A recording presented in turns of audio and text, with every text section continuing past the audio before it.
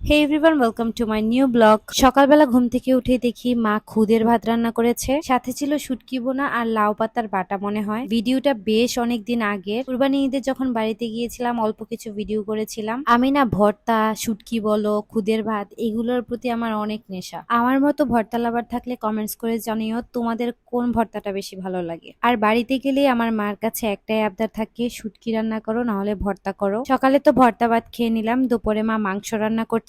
এদিকে একটু বাইরে বের হতাম, কিন্তু দিনের অবস্থা যেই। আর এবারও আমাদের উঠানে অনেক অনেক তুলসী গাছ হয়েছে। রান্নাঘরে এসে দেখি মার মাংস প্রায় হয়ে গেছে, আমাকে দিচ্ছে লবণ টেস্ট করার জন্য হয়েছে কিনা। এই লোভে আমি বাটি নিয়ে দৌড়ে চলে আসলাম মার কাছে।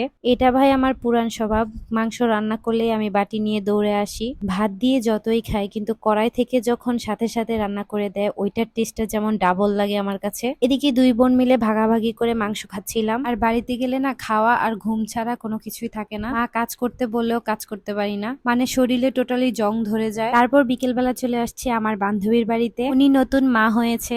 এই যে আমাদের টুক্কু বুড়ি, তার সাথে আমার প্রথম দেখা হয়েছিল হসপিটালে, সে যেদিন হয়েছে। তার জন্যই আসা, তাকেই দেখতে এসেছি আজকে। কখনো একটু শখ করে কোলে নিল। এই তো এভাবেই শেষ হয়েছে দিনটা। আজকে এই পর্যন্তই। See you, by.